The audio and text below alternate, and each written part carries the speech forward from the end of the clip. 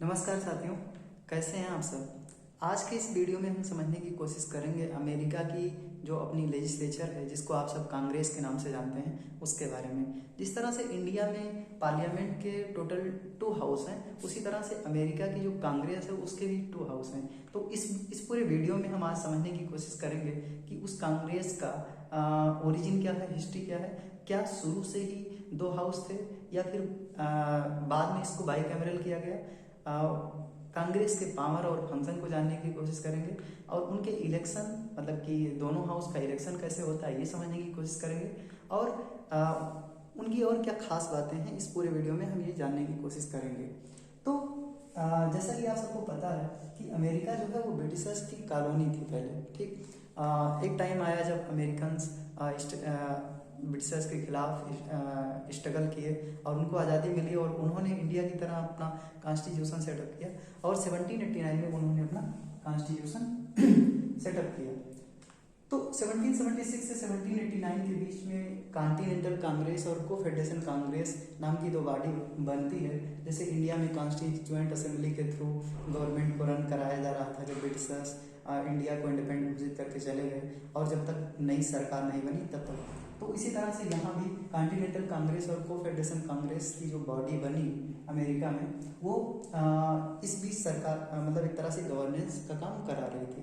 एक तरह से कह सकते हैं कि वो एक तरह से वो ऐसी बेसिक बॉडी थी जिससे आगे चल करके कांग्रेस सेटअप हुई। जैसे हम प्रेजेंट गवर्नमेंट सिस्टम को बोल सकते हैं कि कॉन्स्टिट्यूएंट असेंबली का ही इन लार्ज फॉर्म है।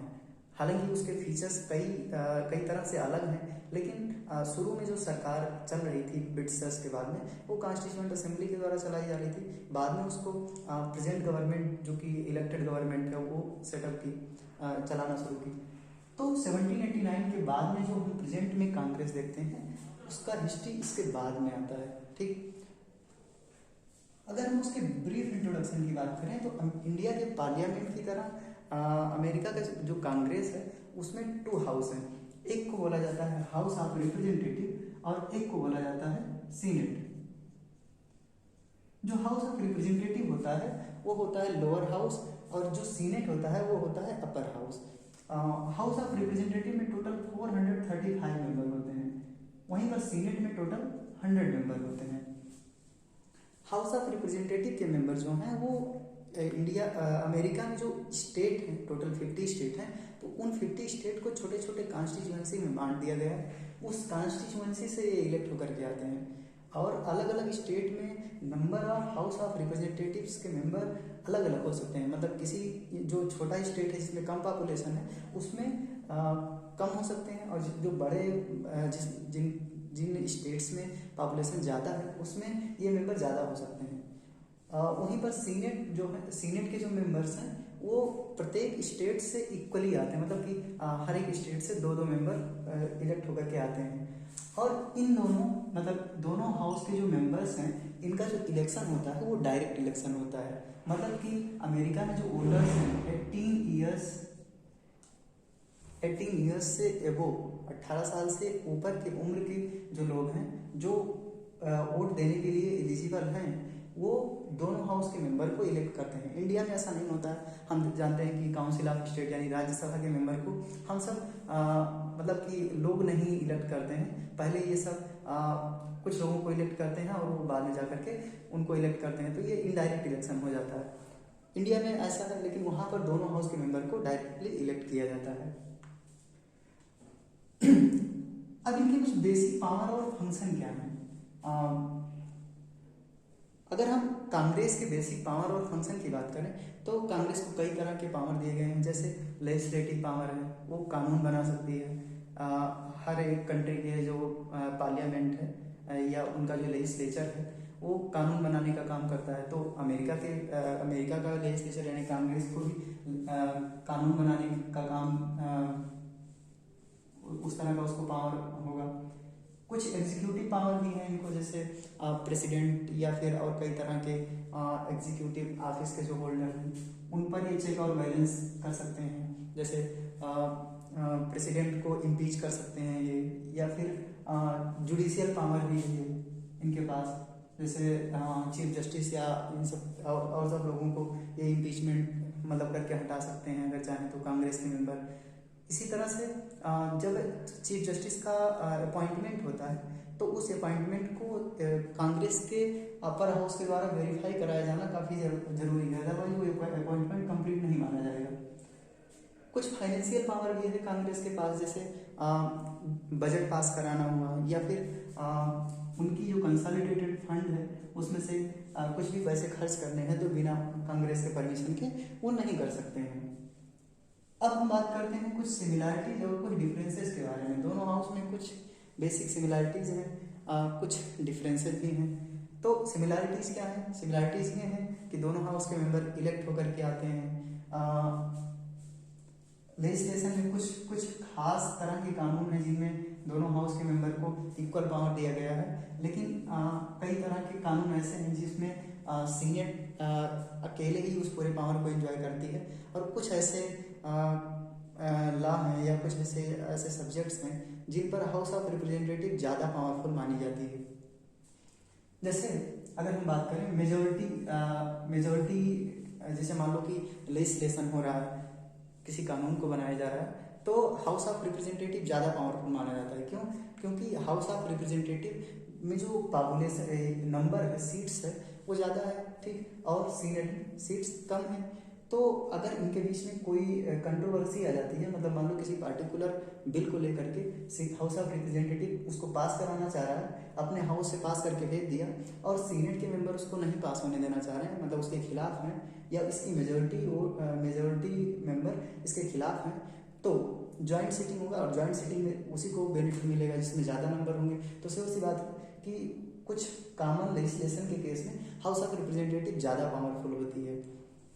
अब हाउस ऑफ रिप्रेजेंटेटिव के मेंबर चूंकि कॉन्स्टिट्यूएंसी से इलेक्ट होकर के आते हैं, तो हाउस ऑफ रिप्रेजेंटेटिव को माना जाता है कि ये पब्लिक ओपिनियन को रिप्रेजेंट कर रहा है। वहीं पर सीनेट के मेंबर चूंकि हर एक स्टेट से दो मेंबर आते हैं, तो ऐसा माना जाता है कि जो सीनेट है वो स्टेट को रिप्रेजेंट कर रहा है। इन दोनों के बीच में काफ़ी बड़ा डिफरेंस ये है कि house of representative public opinion को रिप्रेजेंट करता है, वहीं पर सीनेट जो है वो स्टेट को रिप्रेजेंट करता है। इन्फ्लुएंस की अगर हम बात करें तो हाउस ऑफ रिप्रेजेंटेटिव में जो माइनॉरिटी ग्रुप हैं उनका उतना इन्फ्लुएंस नहीं होता। जैसे मान लो कि 435 मेंबर हैं टोटल, अब इसमें से दो बड़ी पार्टियां हैं, एक है रिपब्लिकन और एक है डेमोक्रेट। तो रिपब्लिकन और डेमोक्रेट को मान लो रिपब्लिकन को टोटल 100 वोट मिले हैं, 100 सीट है, और डेमोक्रेट को मान लो कि 300 सीट मिले हुए हैं। इस तरह से डेमोक्रेट की मान लो सरकार है, तो कुछ माइनॉरिटी ग्रुप जो होंगे, छोटी छोटी पार्टियां होंगी, उनको ज़्यादा वोट मिलते नहीं है, और कोई भी बिल पास कराना होता है तो हाउस ऑफ रिप्रेजेंटेटिव में मेनली 50% से ज़्यादा वोट चाहिए खाली।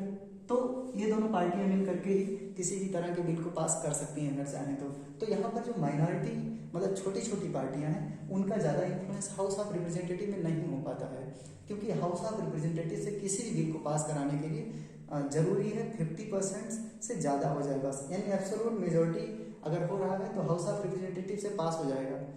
तो लेकिन सीनेट में छोटी छोटी पार्टियों का ज़्यादा इन्फ्लुएंस होता है, जो माइनॉरिटी ग्रुप्स हैं वो उनका ज़्यादा इन्फ्लुएंस यहाँ पर होता है। क्यों? क्योंकि यहाँ पर सीट कम है, और इसी में से कुछ छोटी छोटी पार्टियों को भी मिले हुए हैं। जैसे मान लो कि प्रत्येक स्टेट से दो मेंबर इलेक्ट होकर के आ रहे हैं अगर, तो किसी स्टेट में अगर कोई पार्टी कम इन्फ्लुएंशियल भी है, जैसे मान लो कि किसी माइनॉरिटी पार्टी का दो मेंबर हैं, और जो डोमिनेंट पार्टी है जो पावर में है उसके 80 मेंबर हैं या 70 मेंबर हैं या 60 मेंबर हैं, तो ऐसे सिचुएशन में यहाँ पर किसी भी लेजिस्लेशन को पास कराने के लिए, किसी भी बिल को पास कराने के लिए जरूरी होता है कि वो 3/5 पूरे हाउस का 3/5 मेंबर उसको वेरीफाई करें, उसके सपोर्ट में रहें। तो 3/5 का मतलब हुआ 100 का 3/5 यानी कि 60। तो 60 काफ़ी बड़ा नंबर है 100 के केस में, लेकिन वहीं पर 435 में सिर्फ 50% चाहिए, तो 218 के अबाउट होता है। ठीक। तो यहाँ से हाउस ऑफ रिप्रेजेंटेटिव से जो रिपब्लिकन और डेमोक्रेट है यही चाहें तो किसी भी बिल को पास करा लेती हैं। मतलब माइनॉरिटी ग्रुप यानी जो छोटी छोटी पार्टियां हैं उनका ज़्यादा दबदबा हाउस ऑफ रिप्रेजेंटेटिव में नहीं होता है। लेकिन यहाँ पर एक एक वोट, सीनेट में एक एक वोट का बहुत बड़ा कीमत होता है, क्योंकि यहाँ पर नंबर कम है। तो यहाँ पर जो छोटी छोटी पार्टियां हैं उनको अपने साथ रखना पड़ता है, जो पार्टी सत्ता में है, अदरवाइज वो बिल पास नहीं हो पाता है। तो ये माना जाता है कि हाउस ऑफ रिप्रेजेंटेटिव में जो बड़ी बड़ी पार्टियां हैं, रिपब्लिकन और डेमोक्रेट, उनका इन्फ्लुएंस ज़्यादा होता है। वहीं पर सीनेट में जो छोटी पार्टियां हैं, माइनॉरिटी ग्रुप्स हैं, उनका इन्फ्लुएंस ज़्यादा होता है। इम्पीचमेंट को लेकर के इनमें क्या सिमिलरिटी और डिफरेंस है?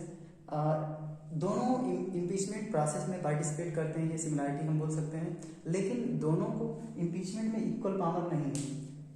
इम्पीचमेंट प्रोसेस कौन शुरू करेगा और उसका रिजल्ट कौन डिसाइड करेगा, इसके लिए अमेरिका की कॉन्स्टिट्यूशन में कुछ प्रोविजन रखे गए हैं। ऐसा बताया गया है कि इम्पीचमेंट प्रोसेस को शुरू करने का अधिकार हाउस ऑफ रिप्रेजेंटेटिव को है और क्या पनिशमेंट दिए जाएंगे ये डिसाइड करने का अधिकार सीनेट को है। अब जैसे मान लो कि प्रेसिडेंट ने कुछ गड़बड़ी किया है, प्रेसिडेंट के खिलाफ इम्पीचमेंट लाना है, तो हाउस ऑफ रिप्रेजेंटेटिव इनिशिएट कर सकता है इम्पीचमेंट, अपने हाउस से पास करके वो हाउस ऑफ सीनेट में भेज सकता है, और सीनेट अपने यहाँ से पास करके ये डिसाइड करेगा कि प्रेसिडेंट को अपने पोस्ट से सिर्फ हटाना है या उस पोस्ट से हटाने के साथ साथ उनको कुछ पनिशमेंट और भी देना है। मतलब जैसे मान लो कि उन्होंने कुछ गड़बड़ किया है तो कुछ फाइनेंशियल सैंक्शन या फिर और कुछ इम्प्रिजनमेंट भी कर सकते हैं। तो इस तरह का अगर और कोई सजा देना है तो ये डिसाइड करता है सीनेट। मतलब कि हाउस ऑफ रिप्रेजेंटेटिव को कोई पनिशमेंट देने का अधिकार नहीं है, सिर्फ वो इम्पीचमेंट को इनिशिएट कर सकता है, सीनेट इनिशिएट नहीं कर सकता है, ऐसा उसमें प्रोविजन दिया गया है। आगे, why senate strongest upper house? Senate को, अमेरिका की जो सीनेट है यानी कि अमेरिका की जो अपर हाउस है, उसको दुनिया का सबसे स्ट्रॉन्गेस्ट अपर हाउस माना जाता है। क्यों?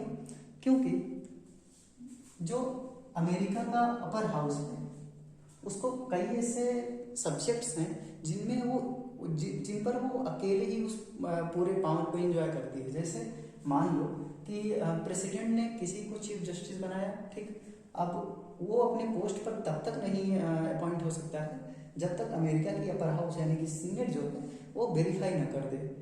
ऐसे ही इम्पीचमेंट के प्रोसेस में जिसके खिलाफ इम्पीचमेंट लाया गया है उसको सजा देने का अधिकार सीनेट को दिया गया है। शुरुआत करने का अधिकार भले ही हाउस ऑफ रिप्रेजेंटेटिव को हो, लेकिन पनिशमेंट कितना दिया जाएगा या क्या कितना नहीं दिया जाएगा ये डिसाइड सीनेट करता है। तो ऐसे ही और कई मामलों में सीनेट हाउस ऑफ रिप्रेजेंटेटिव से काफ़ी ज़्यादा पावरफुल हो जाता है। कई तरह की कैबिनेट के डिसीजन या आर्म फोर्स के डिसीजन जो प्रेसिडेंट लेता है उसको सीनेट से वेरीफाई कराना ज़रूरी होता है। तो इसलिए बोला जाता है कि ये जो सीनेट है ये दुनिया की जितनी भी अपर हाउस हैं, ज़्यादातर केसेस में हम क्या देखते हैं कि अपर हाउस इनडायरेक्टली इलेक्ट हो गया था। जैसे इंडिया में हम देखते हैं काउंसिल ऑफ स्टेट है यानी राज्यसभा, इसके मेंबर इनडायरेक्टली इलेक्ट होकर के आते हैं। तो इनको उतना पावर नहीं दिया जाता जितना जो डायरेक्टली इलेक्ट होकर आ रहे हैं। जितना पावर लोकसभा को है उतना राज्यसभा को नहीं है। जैसे कई तरह के फाइनेंशियल इशू हैं या फिर उनसे भी पर सिर्फ लोकसभा को ही पावर दिया गया है, राज्यसभा को उतना पावर नहीं दिया गया है। तो क्योंकि लोकसभा जो है वो डायरेक्टली इलेक्ट होकर के आ रहा है, तो इंडिया के केस में हम क्या देख रहे हैं? इंडिया के केस में देख रहे हैं कि अपर हाउस कम पावरफुल है लोअर हाउस से। ऐसे ही दुनिया के ज़्यादातर देशों में है जहाँ पर जो अपर हाउस है वो कम पावरफुल है, और इसीलिए बोला जाता है कि दुनिया का सबसे ज़्यादा पावरफुल अपर हाउस कौन है? वो अमेरिका का कांग्रेस है। अमेरिका की कांग्रेस में जो सीनेट है वो है। क्यों? क्योंकि सीनेट अपने यहाँ भी जो लोअर हाउस है उससे ज़्यादा पावरफुल है।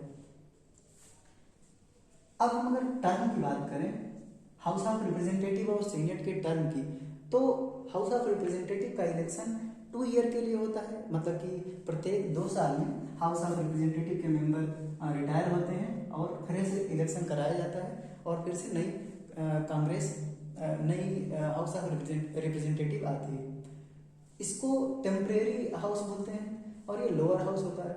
वहीं पर अपर हाउस यानी सीनेट जो है ये परमानेंट हाउस होता है और इसके मेंबर 6 ईयर्स के लिए इलेक्ट किए जाते हैं। और प्रत्येक, जैसे इंडिया में हम देखते हैं कि काउंसिल ऑफ स्टेट यानी कि राज्यसभा के मेंबर प्रत्येक मतलब 6 साल के लिए 6 साल के लिए उनको इनडायरेक्टली इलेक्ट किया जाता है और प्रत्येक 2 साल में 1/3 मेंबर रिटायर होते रहते हैं।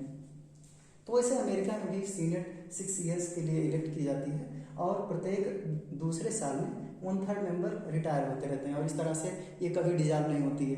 नए मेंबर आते रहते हैं और पुराने मेंबर जिनका टेन्योर पूरा हो गया है वो रिटायर होते रहते हैं। Where House of Representative is more powerful than Senate, हमने इसको बता दिया। जैसे मान लो कि लेजिस्लेशन के प्रोसेस में दोनों के बीच में कंट्रोवर्सी हो गई किसी सब्जेक्ट को लेकर के या कोई जो बिल आया है उसको लेकर के, तो जब दोनों हाउस में कुछ कंट्रोवर्सी हो जाती है, दोनों में मतभेद हो जाता है कुछ, तो दोनों हाउस का जॉइंट सीटिंग बुलाया जाता है प्रेसिडेंट के द्वारा और उसमें जो एब्सोल्यूट मेजॉरिटी से अगर वो बिल पास हो जाता है तो उस बिल को पास मान लिया जाता है।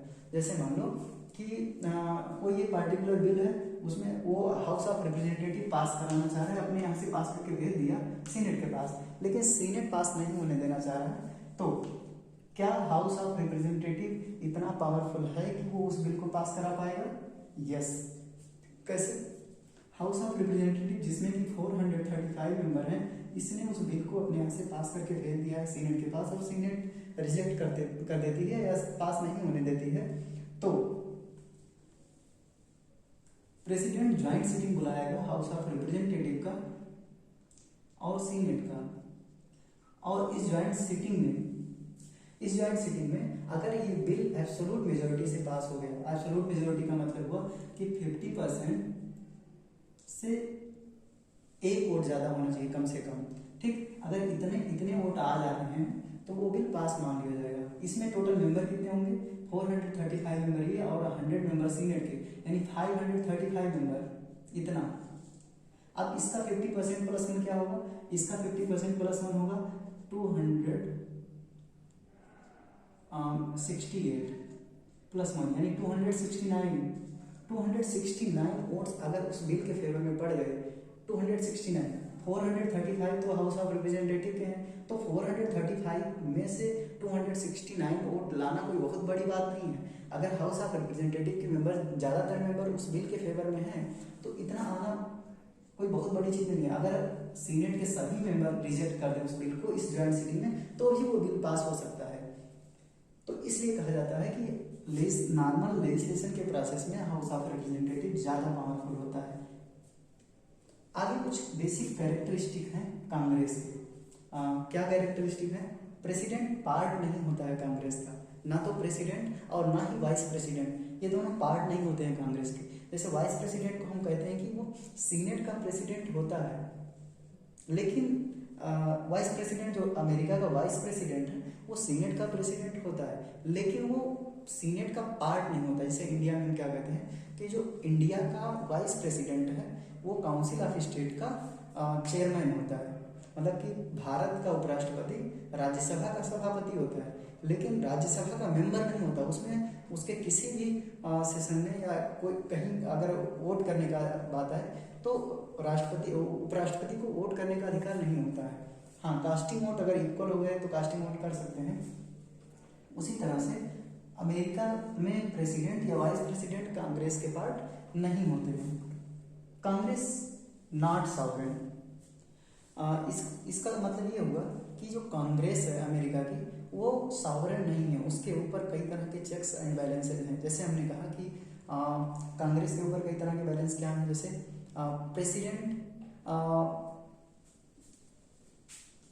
कोई बिल अगर पास किया जाता है कांग्रेस के द्वारा तो वो बिल प्रेसिडेंट के द्वारा रिजेक्ट किया जा सकता है, और अगर वो तीन कंडीशन होती है। अगर मान लो कांग्रेस के द्वारा कोई बिल पास किया गया, प्रेसिडेंट चाहे तो उसको साइन कर दे, अगर साइन कर दिया तो कानून बन गया, तब कोई दिक्कत नहीं है। लेकिन अगर प्रेसिडेंट उसको वीटो लगा देता है तो ऐसे सिचुएशन में उसको फिर से वो रिजेक्ट करके भेज देगा, ठीक है, उनके पास कांग्रेस के पास फिर से भेजेगा और कांग्रेस को 2/3 मेजोरिटी से दोनों हाउस में पास कराना पड़ेगा। अगर कांग्रेस की दोनों हाउस 2/3 मेजोरिटी से उस बिल को फिर से पास कर देती है तो वो बिल मतलब प्रेसिडेंट बाउंड हो जाएगा उस पर साइन करने के लिए। तीसरा सिचुएशन ये है कि प्रेसिडेंट चाहे तो उस पार्टिकुलर बिल को अपने पॉकेट में रखे रहे, इसीलिए इसको पॉकेट वीटो कहते हैं। इसका मतलब ये हुआ कि अगर हाउस ऑफ रिप्रेजेंटेटिव और सीनेट से वो बिल पास हो गया है और प्रेसिडेंट के पास भेज दिया गया, प्रेसिडेंट उस पर साइन नहीं करता है, 10 दिन तक अगर रखा हुआ है मान लो, और उस 10 दिन तक 10 दिन के बाद भी अगर कांग्रेस के दोनों हाउस का सेशन चल रहा है, मतलब वो प्रोरोगेट या डिसॉल्व नहीं हो रहे हैं, तो 10 दिन के बाद में वो बिल खुद ब खुद या ऑटोमेटिक पास मान लिया जाता है और ये मान लिया जाता है कि प्रेसिडेंट ने उस पर साइन कर दिया है।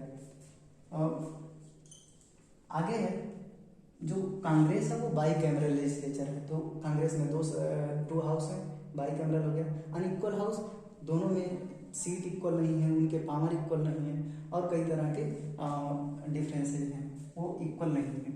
नो नॉमिनेशन, इंडिया में जैसे देखते हैं काउंसिल ऑफ स्टेट में 12 मेंबर नॉमिनेट किए जाते हैं और अभी 2020 तक 2 एंग्लो इंडियन इसमें हाउस ऑफ पीपल में यानी लोकसभा में नॉमिनेट किए जाते थे प्रेसिडेंट के द्वारा, लेकिन लोकसभा के मेंबर को अभी हटा दिया गया, एंग्लो इंडियन का कोई मेंबर लोकसभा में नहीं आएगा, लेकिन अभी भी काउंसिल ऑफ स्टेट में 12 मेंबर नॉमिनेट किए जाते हैं प्रेसिडेंट के द्वारा। तो इंडिया में जिस तरह से नॉमिनेशन का प्रोसेस है, अमेरिका की कांग्रेस में ऐसा कोई नॉमिनेशन का प्रोसेस नहीं है।